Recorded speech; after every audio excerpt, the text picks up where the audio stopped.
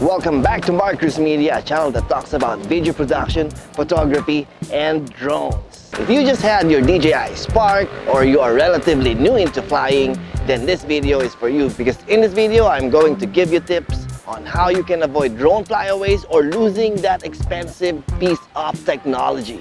If you are an expert flyer, please stay and watch too, and you could probably add more tips by writing in the comment section below. Before we start, I'd like to appeal on you guys to hit that like button and subscribe to this channel. It's those likes and subscriptions that fuel me to create contents like this. Number one on the list is to always set the home point. It is very important that you always set your home point before flying the drone away from you.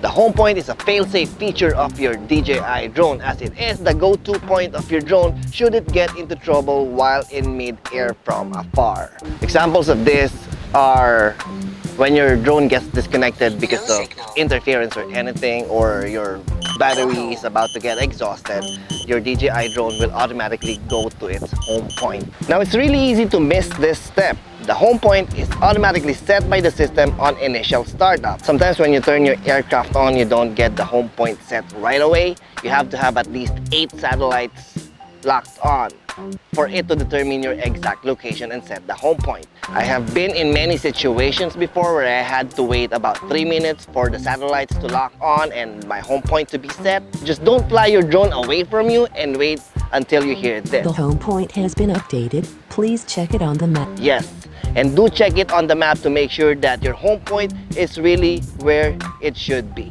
Number 2, know your orientation. Orientation could sometimes be confusing, especially when you're new to flying, because if your drone is facing the same way that you are facing, you should have the same left and right. But once the drone turns around and faces you, its left and right will be the opposite of yours. It will take a lot of practice and some getting used to, but you will get it in no time for sure. A tip that I could share is to look at your screen.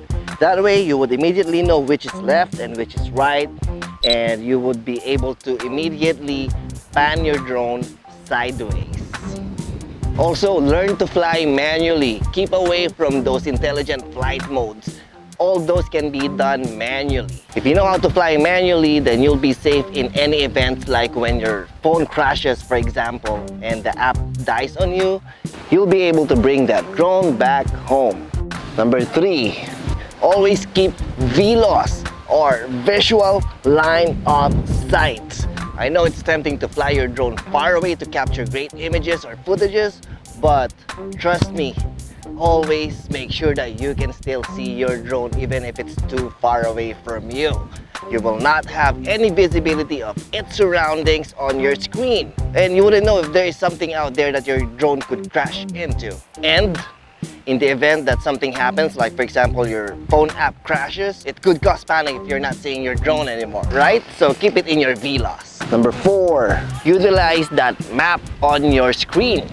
On your screen is a map which shows your location and your drones. But more than that, you will see that the drone traces its path as it flies around. If you get in a situation where you don't see your drone anymore and you don't know which way it is faced, simply look at the map, turn the drone around, and trace the path where it's been.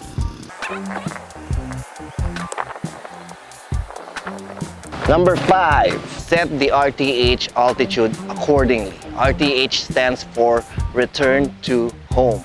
The RTH function is a really great feature. At the press of a button, the drone will fly back towards to its home point. Inside the RTH is a setting called RTH altitude. What this is for when your drone gets into the RTH protocol, it will increase its altitude to that set level before traversing its way back to the home point. If you are in a location where there are trees that are about 20 meters high, then set your RTH altitude to somewhere higher than 20 meters.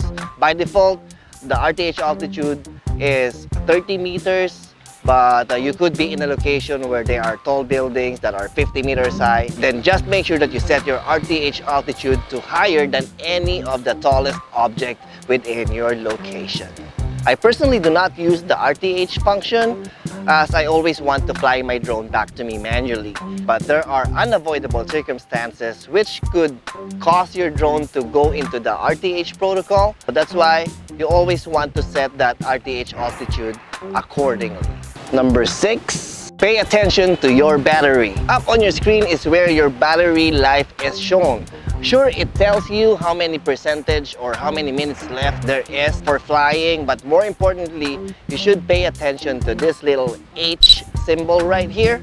What this tells you is that from that H point up until to where that yellow colored line is, that is the amount of power that your drone needs to go back home. If you consume past this point, there is a high chance that your drone could not make it back. But don't worry, if this happens, your drone will not dive crashing. It will just land itself safely on the ground. Imagine this happening in the middle of the sea. Nightmare. Number 7, on the same topic of batteries, make sure that your battery is locked and secured. Give it a tug or a pull to make sure that it is firmly secured in there. I'm sure you've heard of instances where batteries fell off in mid-flight. It is true for the Spark, it happened to me. So if you must, use one of those battery clips. Number 8, keep the antennas up. It is the flat side of the antennas that throws the signal to the drone and not the tips. The drone communicates with the remote control via radio frequency through those little antennas. If something blocks that communication path between the drone and your remote control, then you will get unstable connection or maybe disconnection.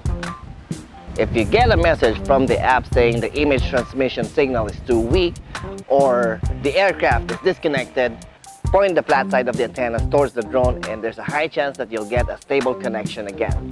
So there you have it, my grand tips for ensuring that you keep that smile on your face after you fly your drone. Feel free to add in the comments if I forgot something to add in this list. Thank you for watching and have fun flying.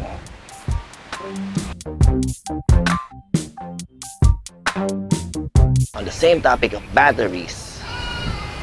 Ha, meh.